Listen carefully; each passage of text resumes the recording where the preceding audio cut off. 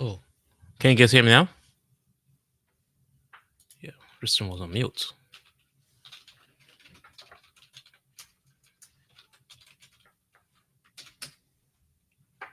Testing, testing. On the base. Can you hear that?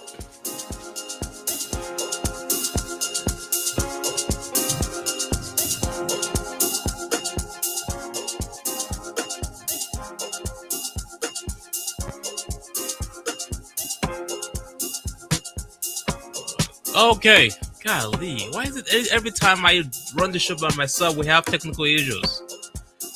Oh my god, we just wasted a whole 15 minutes this morning. All right, let's do this again. I was over here doing all the technical analysis by myself. Let's do it all over again, guys. Happy Monday. Maybe it's just me still recovering from that Super Bowl situation. I really think that thing was rigged, though. I think that was totally terrible. San Francisco had that game the entire first half and second half, and for some odd reason, everything just started falling apart. I don't think it fell apart. I just think they were all done intentionally. But hey, who am I to be saying all this stuff? All right, guys, let's go straight to technical analysis. We do this every Monday morning, and we are going to be sharing the Bitcoin technical analysis. Let's go back to the daily chart here. And I was discussing earlier on mute while I was busy talking to myself that yes, we have an inverted head and shoulder, an upside down head and shoulder. And usually, when you have that, you have a bullish situation where you have the price going up. But now we've reached a critical resistance level, a resistance area. And basically, what we're trying to figure out now is what's Bitcoin going to do next. When you look at the 1 hour chart, we have some sort of a situation going on here. It's bullish, but not that very bullish. Let's see. Can we say that's a bullish pennant in a way? Bounce out here and maybe it has to basically cross this area. Really, it has to cross the price have to cross above 48,800. So basically 49,000 for us to say that this bullish situation is going to continue. And that is on the 1 hour chart. My friend Creo will say, "Hey, nothing happens in the 1 hour chart, man. You gotta go look at the 1 minute chart, man. 1 minute chart is crazy, man." So far, we're still fighting within a similar situation on the 1 minute chart as well. Each time we've reached a resistance level, we've reached resistance on the 1 minute chart. For those traders, I don't trade Bitcoin, but hey, for those people trying to figure out what's going on with the price of Bitcoin, as we can see the channel, it might probably go back down to 47,900 before we try another attempt upwards. But on the 1 hour chart, though, again, this is for those folks trading coins, trading altcoins, because Bitcoin decides the direction of most of the altcoins. Um, this is still sort of bullish, but we definitely need to break up above 48,800, 49,000 for this bullish continuation to continue. We don't know what's gonna happen. I don't know what's gonna happen. I would just advise that hey, each time it reaches those support levels, accumulate. That's the way I dollar cost average. I just don't buy anytime. I just basically look at the trend, look at the trend lines to find ways for me to buy this wonderful asset cheaper. All right, let's go back. All right, guys, thanks for joining us today again. Sorry for all the technical analysis, but that's our technical situations, but that's our technical analysis for today. Now let's go to today's topic, guys. Today's topic is going to be focused on products oriented economy versus a service oriented economy. And for me, there's a lot to talk about when we talk about that because a lot has been going on in the American economy since the 2000s and the 90s. I think it started maybe earlier in the 80s, where we were converting our at least maybe 40 to 50% of our production of our manufacturing was shipped abroad. And we thought that a service oriented economy was a better thing, which actually boosted the economy temporarily. But majority of that was our tax dollars being shipped abroad and eaten abroad, which a lot of people did not notice. But those of us that pay attention to the economy are noticing no jobs, but the rich are getting richer because now they get to ship their cost of operations abroad, while making the Americans poor. That's something crazy. So we're going to be talking about that today. So we have Bitcoin Shango here saying that as soon as I saw the 49ers miss that extra point, I told my family that's the tell. If they made it, there wouldn't have been any overtime. They would have won. I don't think he intentionally missed that kick though, but the kick was low, and it's unusual for him to kick the ball that low. So yes, I think you're making a great point there. But they had opportunities to have like two touchdowns in the first half. That was madness. Jack Dorsey did come through with the Satoshi T-shirt though, so I kind of like that. That was the only thing I enjoyed on the game. Um, Bitcoin Shango said, "Guess the mafia wanted to try to put on a show. I stopped watching, walked away, and started going doing homework." That's true. I will be doing my homework as well. Actually, I and BK Crypto were going back and forth about the game and about the bet. Unfortunately, though, we had the bet on the BK Crypto Signal channel about how many Bitcoin ETF crypto exchange, anything related to Bitcoin commercial was going to show. And a lot of people thought that we're going to have maybe one to three. Unfortunately, we didn't have any.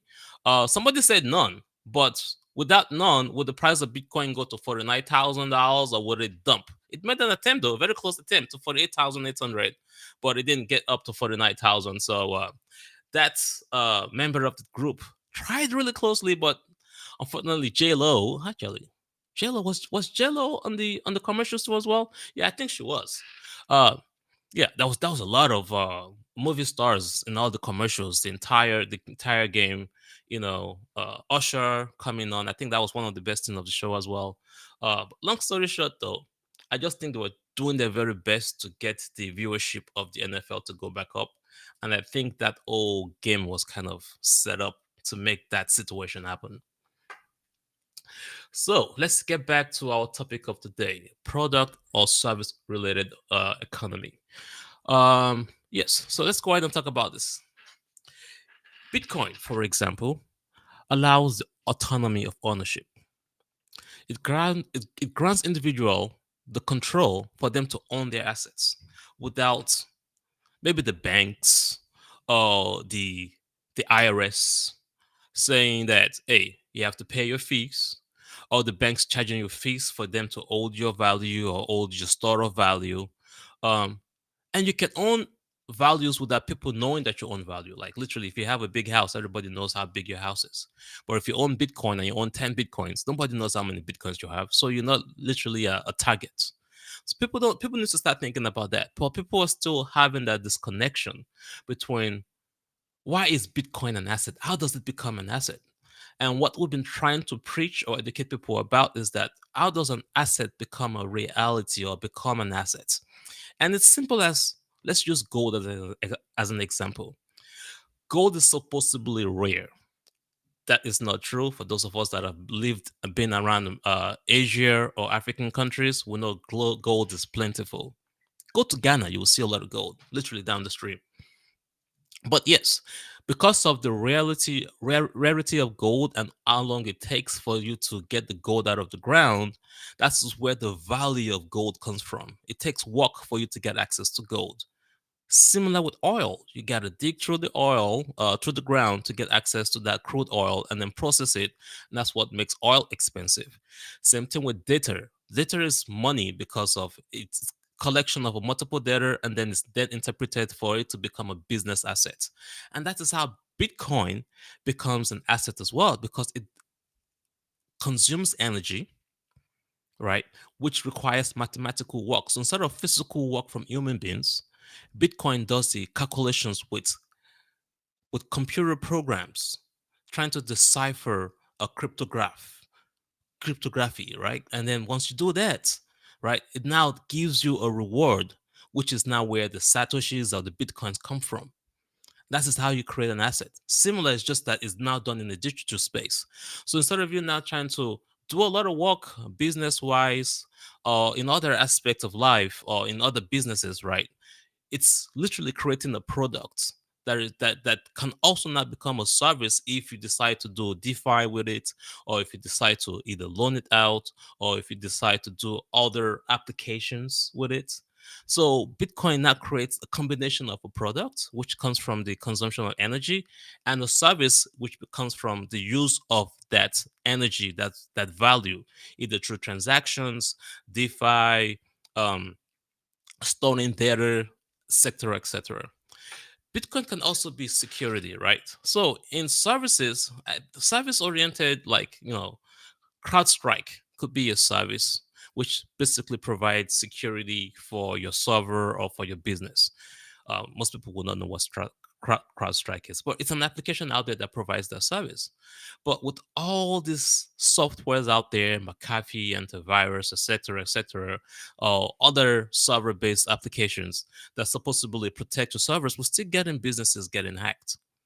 And what we're trying to say is that actually the sense of security is also provided by the Bitcoin blockchain as well, product oriented, because Bitcoin, through the use of its blocks, right, and through the use of time stamping and confirming each transaction, and through the use of the different nodes, right, and the mining solution, you can actually secure your network, because once someone attempts to break that network or create a fake version of it, basically gets fucked out.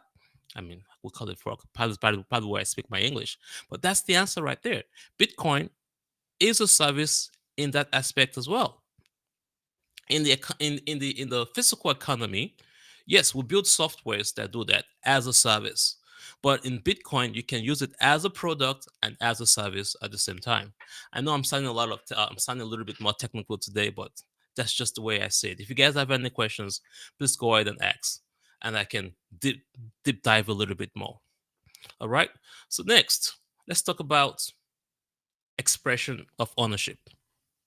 Now you saw Jack Dorsey at the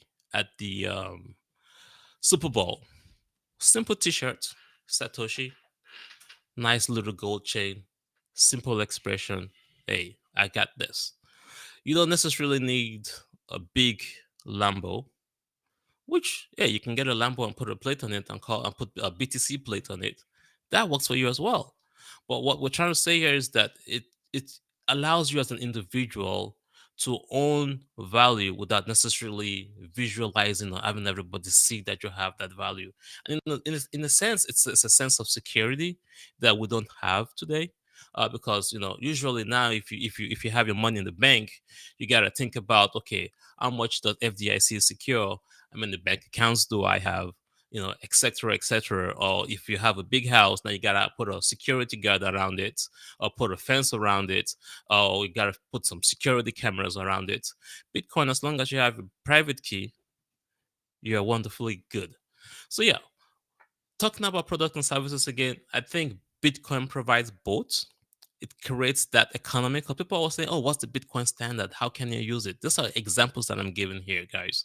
Literally, converting to the Bitcoin standard is everything I'm talking about. All you have to do is just basically take the service oriented part of it, build applications around it.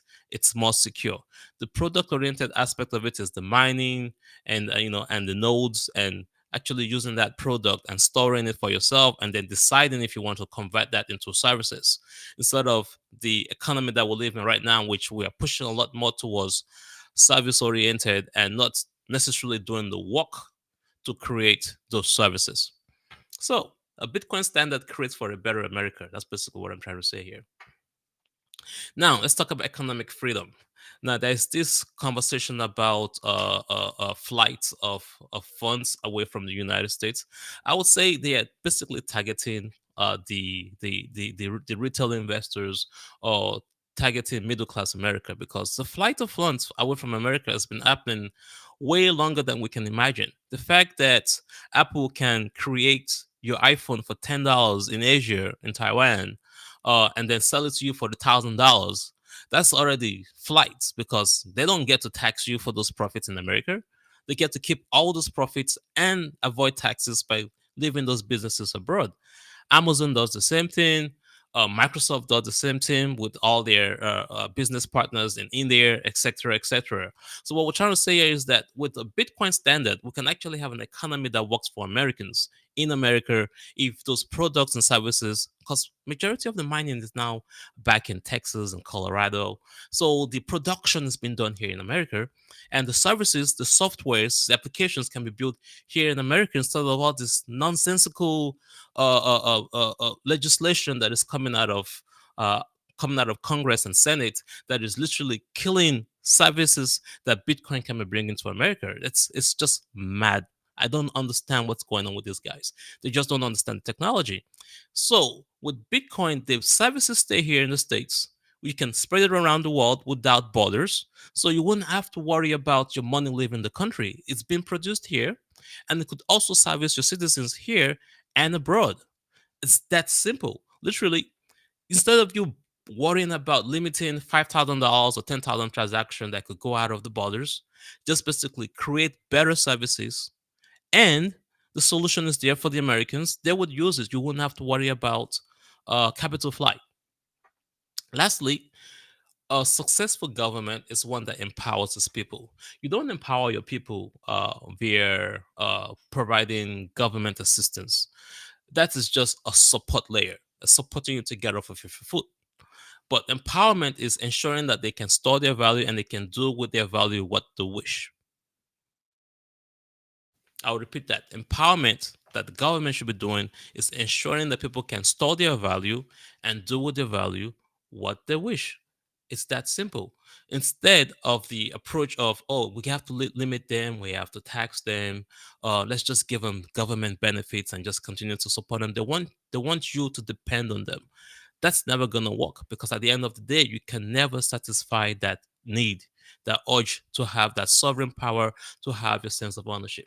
So yes, guys, that is today's topic. Really, Bitcoin allows you to be a product and service oriented economy instead of one or the other. A Bitcoin standard allows for America to avoid capital flight because the production is done here in America and the services through applications can be done here in the States as well. It's that simple. Any comment, guys? All right, guys, you guys are quiet this morning. But yes, that is what I have for you guys today. I think it's been a wonderful show. Enjoy your Monday morning. I hope I did not preach too much today. And yes, have a wonderful week. And I guess congratulations to the Kansas City Chiefs. I guess.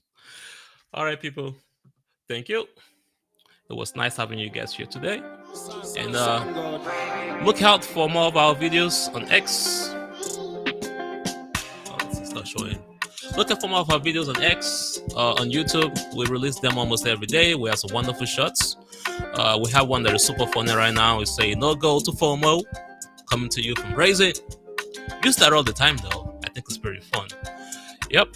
Follow us on Stack on X, Stack on YouTube, and StackFin on X, and of course Stackfin on what's it called, Spotify. Thank you guys. Have a wonderful Monday.